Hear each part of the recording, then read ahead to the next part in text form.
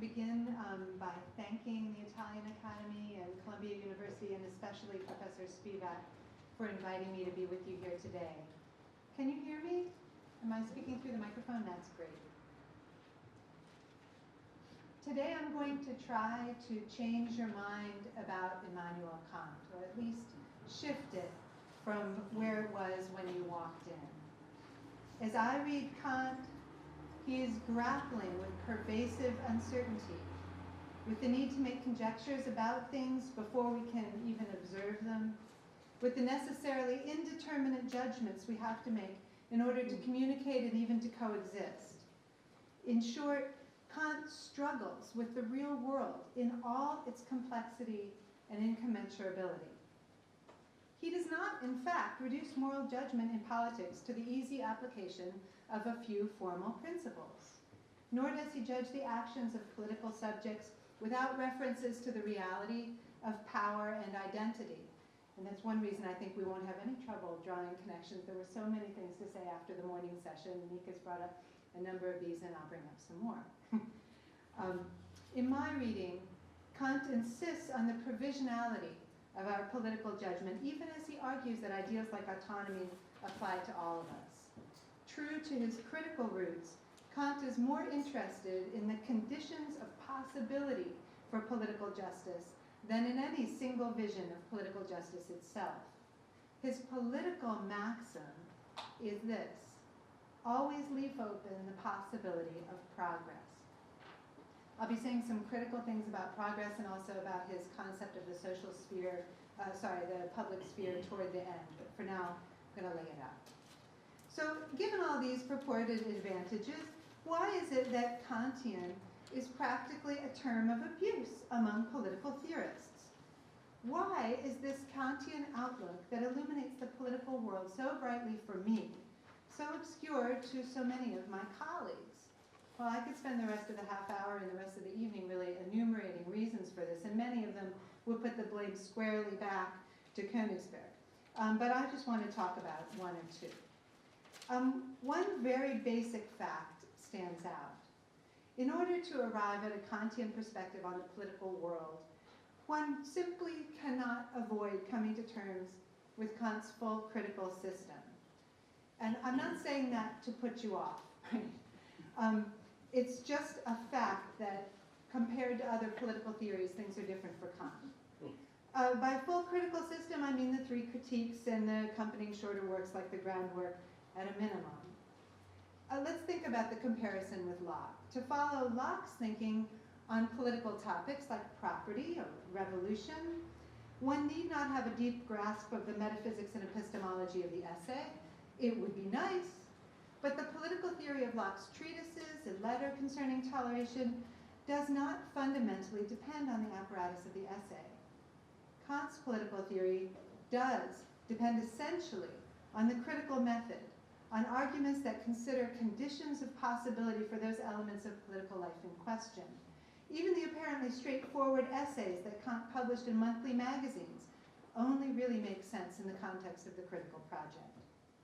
Now, this systematic element of his work is both Kant's great drawback as a political theorist, and it makes for a ferocious learning curve for students, but it is also, I argue, his great strength. Kant's political thought, asking as it does about conditions of possibility of things like freedom, can achieve broad historical and geographical sweep without committing the usual imperialist indecencies. Rather than taking a principle, and if we stick to the contrast with Locke, let's take, say, a natural right to property, which is taken from 17th century struggles for sovereignty and autonomy. Rather than taking some principle from some historically specific context and applying it willy-nilly across space and time, Kantian political theory instead asks about the conditions of possibility for realizing freedom in context. Unlike contemporary heirs to Locke, who treat the historically specific natural right to property as a trans-historical, timeless, unassailable starting point from which to reason, a theorist with a Kantian perspective would ask whether the institution of property rights as it works in context, in fact, promotes the possibilities in question. Kant, in fact, defends a provisional right to property, which is not coincidentally an attack on a conclusive right to property in just this way. Now, Kant did not consistently maintain an attitude of critical detachment when confronted with the empirical social facts of his day, unfortunately, as we heard. Much as present-day Kant scholars would prefer him to have done so, Kant, in fact, failed to transcend local views about women, non-Europeans, and workers. As Inder Marwa has argued, brilliantly, incidentally, and everyone should read his stuff, Kant's view that women are necessarily immature cannot be written off as incidental to his theory, especially since the resources for a more inclusive view are present in his own system. So I've given you two of the perhaps thousands of reasons why there are barriers to incorporating Kantian ideas in political thought. Now I want to talk about some of the advantages. So for Kant, the exercise of criticism in the public sphere is one of humanity's best hopes for improving our manifestly imperfect political life. He was quite aware of the imperfections, in fact, the near feudal reality of late 18th century Prussia. And he argues in that context, in that absolutist context, which is one of the great connections with Gramsci, he argues in that context that real-world leaders ought to consider whether their actions promote or retard the possibility of progress. For example, discussing the case of existing hereditary privilege, Kant notes that his standard test for legitimacy, whether people could have decided such a policy for itself, so not actual democratic accountability, but a sort of modal accountability, this test would rule out any rightful role for an inherited nobility. But he does not propose active resistance or revolutionary change. Instead, he writes that, and I'm quoting, "The only way the state can then gradually correct this mistake it has made of conferring hereditary privilege contrary to right is by letting them lapse. It has a provisional right to let these titled positions of dignity continue."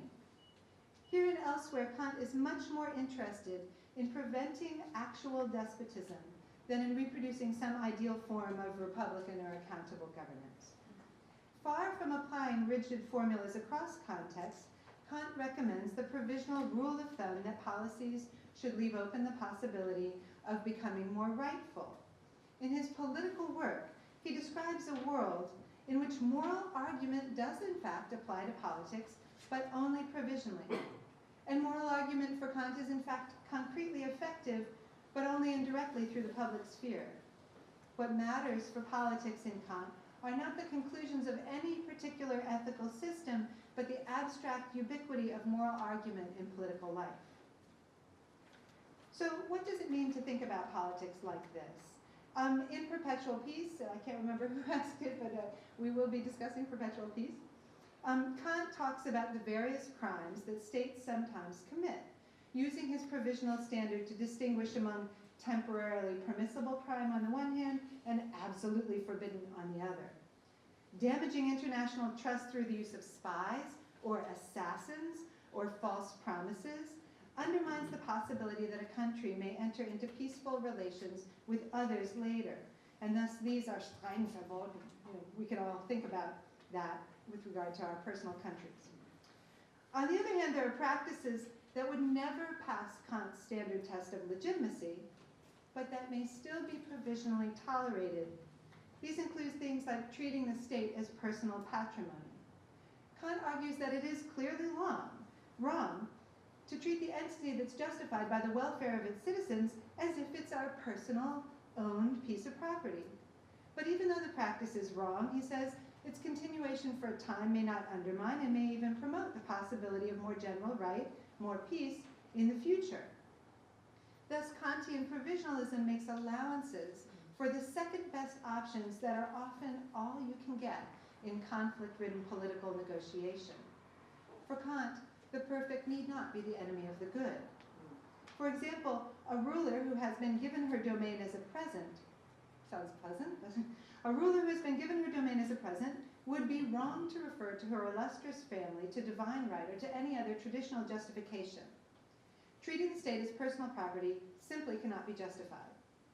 However, if the ruler is working to promote the rule of law and the conditions of progress toward more rightful circumstances, her reign might well be provisionally justifiable. This is something like what David Held and Ben Barber and other truly embarrassing public political theorists have said about Saif Gaddafi lately, is it not? To which I reply that their Kantian provisionalism would be a lot more convincing if it came unaccompanied by cash. But we can talk about that if you like later. It's astonishing how Kantian the language being used in the Middle East these days is. Bringing petitions to the king, for example, one of Kant's main mechanisms for change, doesn't sound very revolutionary, at least it didn't until last month. Okay. So Kant did not have the last word on provisional right, but already some advantages of a broadly Kantian view should be apparent. If you have a hypothetical goal in view, you can calculate sets of arguments that might promote the goal without having to make untenable commitments on the way. And I'd like to give a few examples. Imagine, for example, that I would make an empirical philosophical study of the development of the concept of human rights. I might discover that the concept of human dignity has far more actual purchase in the world, and I might also discover that the idea of a right has a culturally and historically particular history, a peculiar history, maybe even one with exclusive consequences, maybe even one whose consequences are a lot less emancipatory than I might originally have thought. I might begin to interpret the language of rights as part of a hegemonic scheme, part of a dominant discourse, even as a set of deliberate lies. All of this research, I think, would move my conception of human rights closer to the empirical bone. These stories are too good at explaining outcomes to be dismissed. I think it's a mistake for Kant scholars to do the very un-Kantian dogmatic defense of the idea of natural right as if there's only one answer for Kant for all time. That wasn't what he was about. But should we conclude then from our hard-won wisdom about the particularity of a concept of human right that it is unusable? As long as rights-based arguments remain provisionally authoritative in some contexts, this new knowledge of their shaky origins should not lead us to reject them on the basis of their inconclusiveness. In some contexts, use of rights talk serves worthy purposes, purposes whose utility cannot be undermined by the particular genealogy of the rights-based argument itself. Consider the following example. In 2005, the Inuits of the International Circumpolar Conference filed a complaint against the United States with the Inter-American Commission on Human Rights. They argued, and it wasn't crazy, that their rights to sustain themselves and, in fact, their cultural rights were being violated by melting, global warming, that was caused in large part by US-based emitters of carbon. The Commission ultimately refused to recognize the petition, but they did hold a hearing in 2007.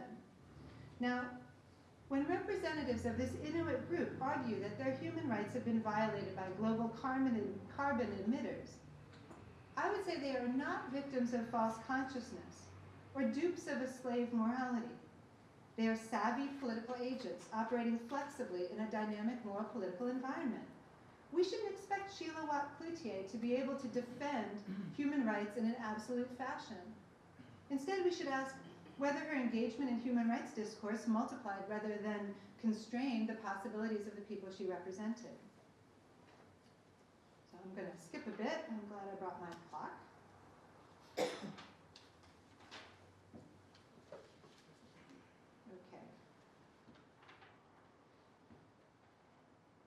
So for Kant, the primary rule of provisional right is to promote the possibility of progress. I want to call attention to the fact that this pragmatic norm is at odds with the received wisdom on Kant's politics. It isn't a distillation of some rigorous set of political principles. We might not like Kant's relatively rigid notion of progress, but even leaving teleological reasoning aside, we can make distinctions between more and less injustice. As Amartya Sen has recently argued, we usually recognize injustice when we suffer it. You might already be wondering about how much authority I have, right? This is different than the Kant I'm used to hearing. How does this square with the rigorist I was taught? And I want to give you an example of how to square these ideas by thinking about Kant's famous declaration of Fiat ius periat mundus, let there be justice, even if the world should perish. Kant's view, when he wrote this in Perpetual Peace, would seem to support a morally rigoristic position, or at least one that's quite certain about its own principles, let the consequences be what they may. In fact, as I've mentioned already, as Mika mentioned already, Kant is widely associated with a morally rigoristic view not only of ethics, but also of political morality. Cicely Bach's reading of Kant on the maxim is typical, since Kant's moral theory is absolutist, and since Kant cannot admit that moral duties might conflict with each other, he is forced to weaken the strength of the maxim by denying that justice could ever threaten the world.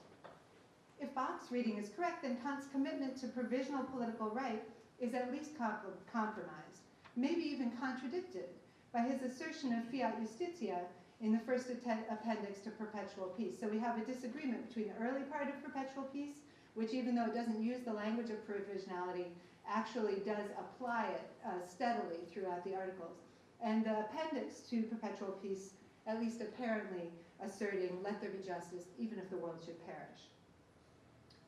Let's see if that's in fact what's going on there. Let me quote Kant. This is all quotes.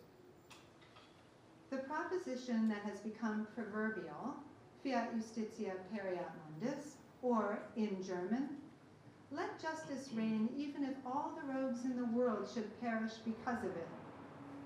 All Latinists should be scratching their heads. Sounds boastful, but it is true.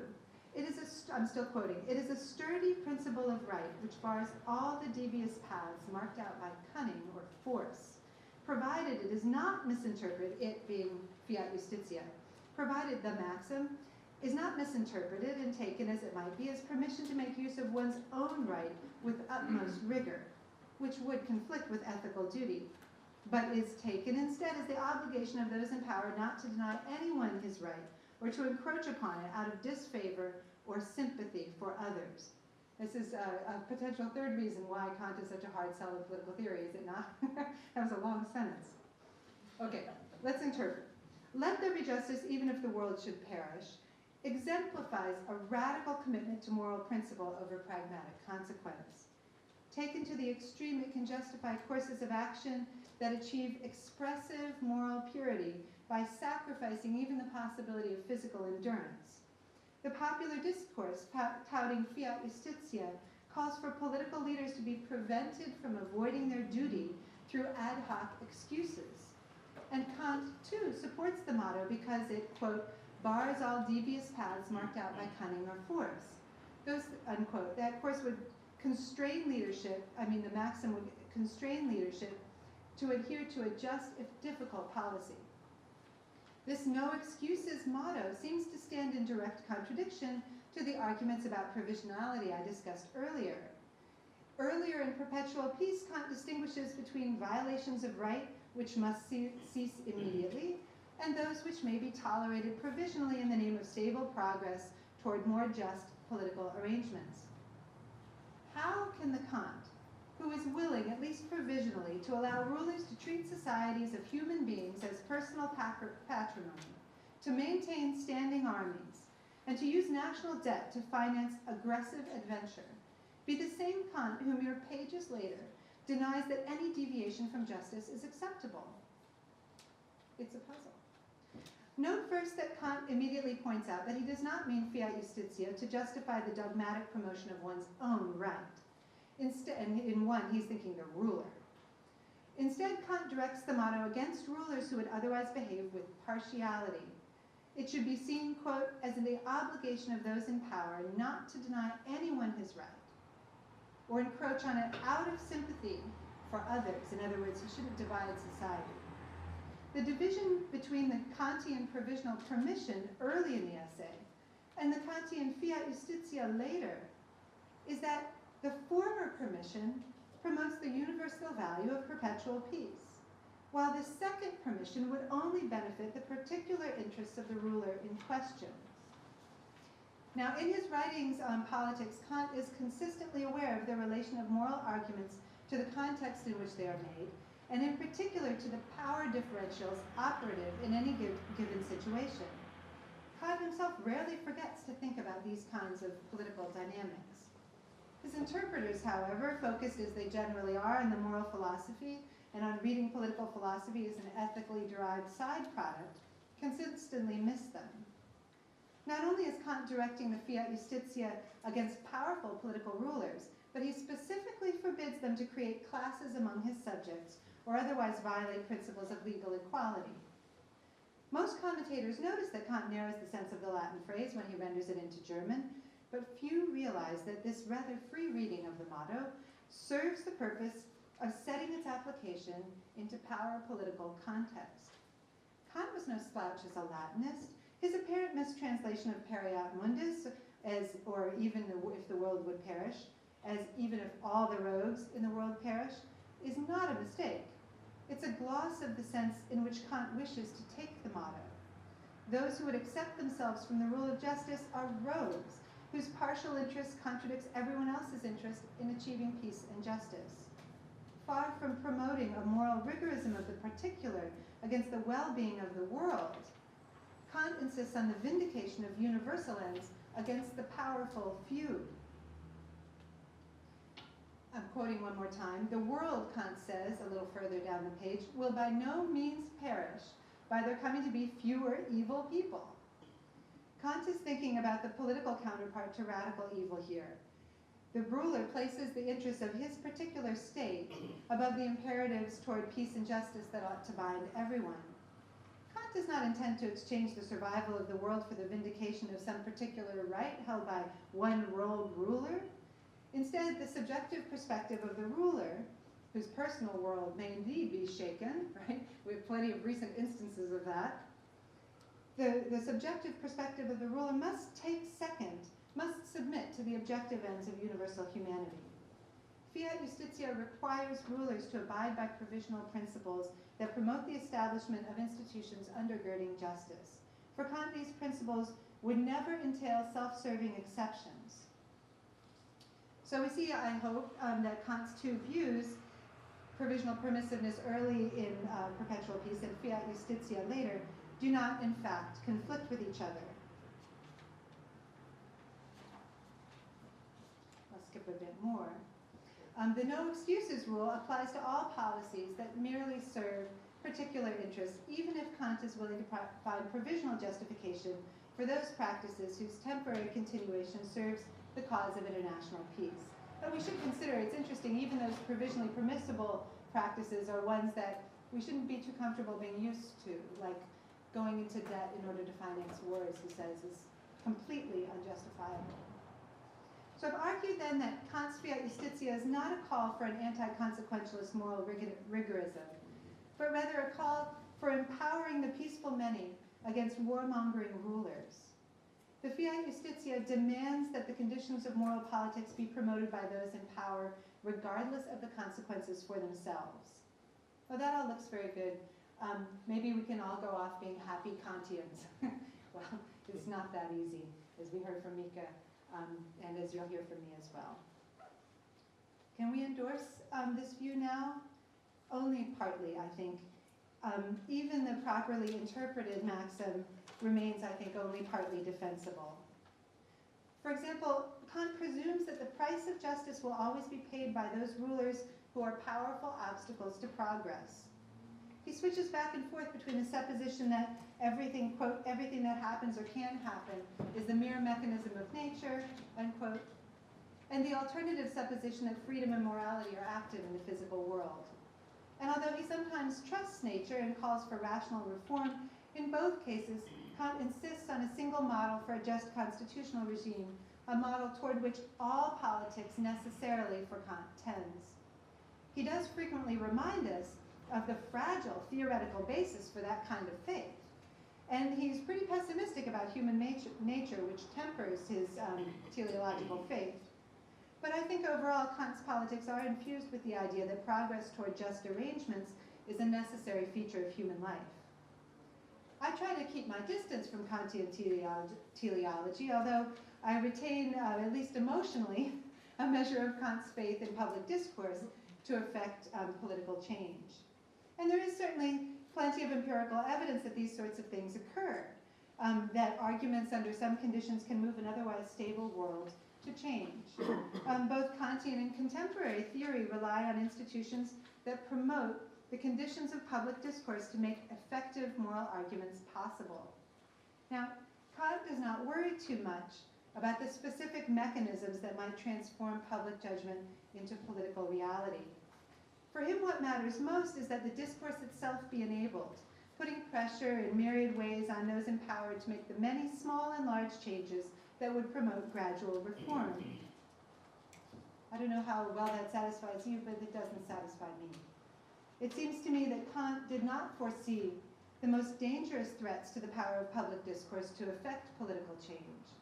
He did anticipate the dangers associated with regimes that would prevent political arguments from being expressed in the first place. And thus he argued strongly for those minimal rights that would create a viable public sphere, even under absolutist conditions. However well Kant appreciated the need for gradualism in the name of stable conditions, he missed the dangers, I argue, associated with gradualism as a means of disarming rather than empowering the power of public judgment. Let me put it bluntly. Too many politically, potentially effective judgments are rendered useless by delay, eventually serving only a sort of mourning or lamentation function as late-coming publics attempt to reconcile irreversible injustices with admissions of judgment against them. Now, Kant does come close to recognizing this danger in perpetual peace when he argues that states shouldn't use assassination under any circumstances because that irreversibly poisons the possibility of future relations. He doesn't divide policy areas according to whether they are reversible or not, but he does understand that unjust policies can have long-term damaging consequences to potential justice. And in fact, later in Conflict of the Faculties, Kant argues for the extraordinary authority of moral arguments that are made by powerless spectators on the grounds that since no interest could reasonably move a powerless spectator, their arguments must be based in judgments of right. These kinds of expressions, impotent by definition in the short run, were supposed by Kant to have the effect of swaying the public sphere and eventually altering the conditions under which even absolutist rulers make their decisions. Kant does not, however, consider that arguments for justice frequently arrive too late to make any concrete difference to the irreversible policy in question. In this sense, contemporary publics are often like the backward-looking angel of history that Walter Benjamin imagines depicted in a painting by Paul Klee. I quote a very familiar quote by Benjamin. "This is how one pictures the angel of history.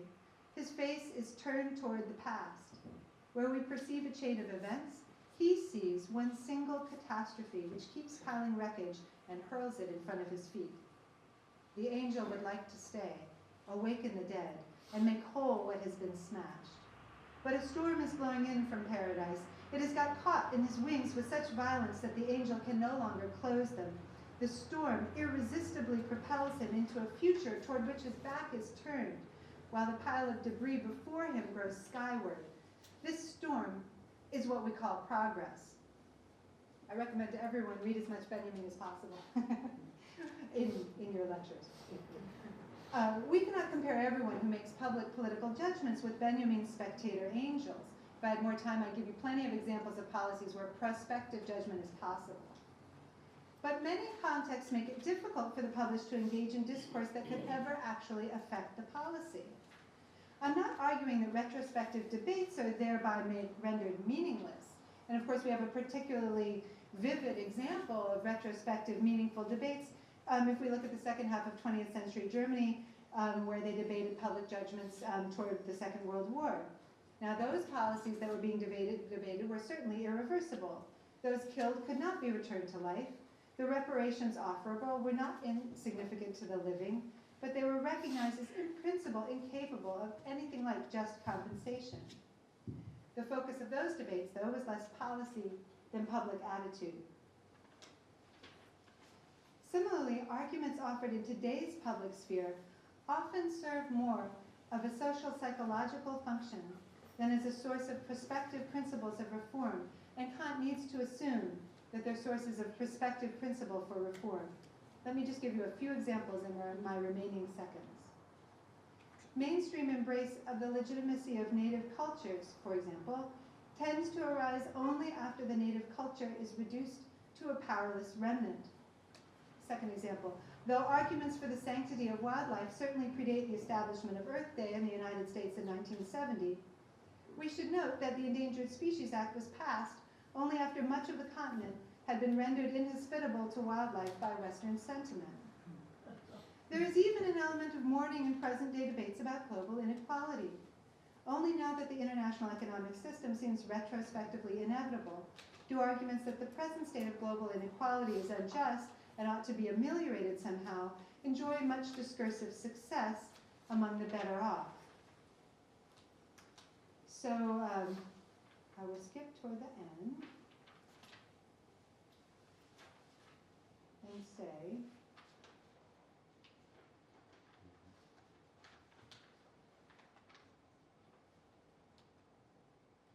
we can still be interested in Kant's theory of the public sphere, even as we criticize it as weaker than he thought he needed. People can judge politics according to morality, and these public judgments under some conditions can affect political possibility. Kant even hints that this aspect of politics could lead to inevitable progress. I don't think we should be that bold, as you've seen. Where Kant would have fiat iustitia pereat mundus, I think we only need fiat iustitia et duret mundus. Let there be justice so that the world may endure. And I want to just give one final gloss in the Kantian loose sense of my proposed maxim. Let there be provisional right so that the possibility of progressive politics in the world endures. Thank you.